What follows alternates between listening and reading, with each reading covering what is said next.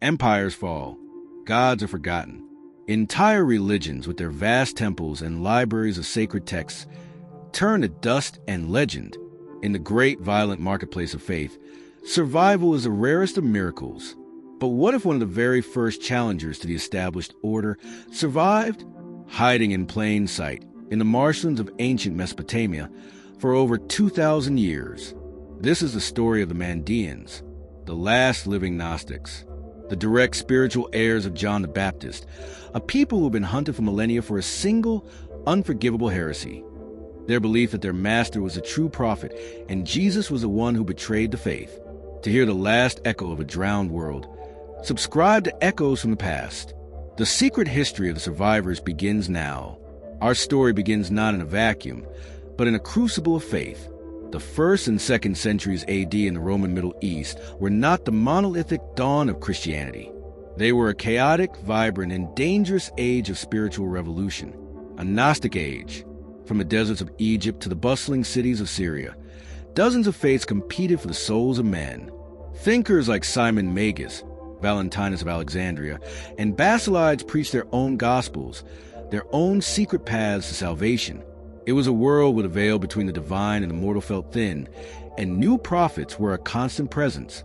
Central to this world were the baptismal cults, groups who believed that spiritual purification could be found in the living waters of the great rivers, like the Jordan. It is here that we find the historical figure of John the Baptist. He was not a mere forerunner, as the Christian Gospels portray him, but a powerful spiritual leader in his own right. The 1st century historian Flavius Josephus describes him as a righteous man who commanded immense crowds, a figure so influential that Herod Antipas feared he could incite a rebellion. This is the world from which the Mandeans claim their origin. Their holy book, the Ginzar Rabbah, tells their story. They were the original Nazarenes, the Nazarii, the first disciples of John. They received from him the true Manda, the Gnosis, the divine knowledge of the world of light. They tell of a time of persecution in Jerusalem after John's death, around 37 AD, at the hands of the new, competing Jewish sect that would eventually become Christianity. To protect their faith and their lives, they began a great exodus, fleeing Jerusalem and traveling east, following the ancient rivers until they found refuge in the marshlands of southern Mesopotamia, in what is now Iraq and Iran. There, by the Tigris and the Euphrates, they established a new homeland, carried with them the original, untainted teachings of the last great prophet, John the Baptist. They were now the guardians of a faith in exile. For 2,000 years, the heirs of John the Baptist have lived by the river, and for 2,000 years, they have been hunted. Their survival is a testament to their quiet resilience, a long history written in the shadow of empires that rose and fell, each one viewing their unique faith as a threat. Their first great challenge came with the very religions that would conquer the world. By rejecting Jesus as a false prophet who betrayed John, they placed themselves on a collision course with the rising tide of Christianity. As Christianity became the state religion of the Roman and Byzantine empires, Gnostic groups across the West were systematically suppressed, their texts burned, their communities shattered. The Mandeans, protected by their geographical isolation in Persia and Mesopotamia, survived this initial purge, but they were now branded as the ultimate heretics by their powerful Christian neighbors. A new master and a new danger arrived with the Islamic conquest of the 7th century. As a faith that revered John but rejected Muhammad as a final prophet, they once again found themselves in a perilous position. However, they found a loophole for survival. The Quran mentions a mysterious group called the Sabians as one of the people of the book, who should be tolerated. In a moment of political genius, the Mandean leaders of the time successfully argued to the early Islamic caliphs, such as Al-Mamun in the 9th century, that they were the Sabians mentioned by the prophet. This granted them a precarious legal status, a fragile shield that allowed them to survive, but not to thrive. They were tolerated, but often despised, living as a minority subject to special taxes and constant suspicion for centuries under the Abbasid, Ottoman, and subsequent regimes. But the greatest threat to their 2,000-year existence would come not from an ancient empire, but from the chaos of the modern world. The 2003 invasion of Iraq and the subsequent collapse of the state shattered their ancient homeland.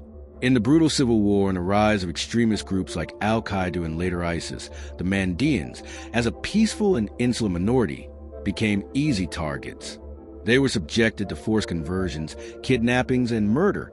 Their ancient communities in cities like Baghdad and Basra were decimated, from a population of perhaps 70,000 before the war. It is estimated that less than 10,000 remain in Iraq today. The vast majority have been forced to flee, creating a global diaspora in countries like Australia, Sweden, and the United States. A faith that survived the Romans, the Persians, and the Ottomans now finds itself on the brink of extinction, its sacred rivers half a world away. To endure such a long persecution, a people must be guarding something they believe to be priceless.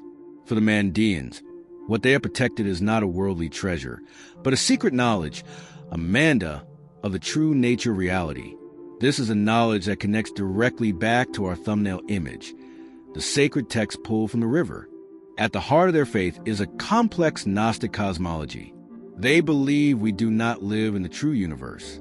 Our material world is a dark realm, a prison of shadows, created not by the ultimate God, but by a lesser, flawed creator spirit. Our true home is a distant, eternal realm of pure light, the Alma Dinhira, and our souls are sparks of that divine light, exiled from our home and trapped in the darkness of the physical body.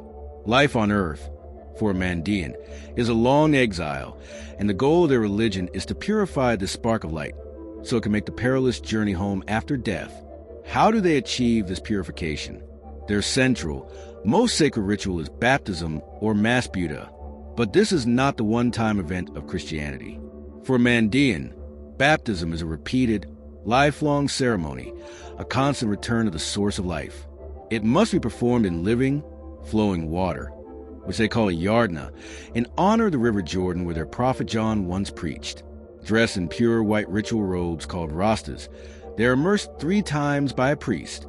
This is not just a symbolic act.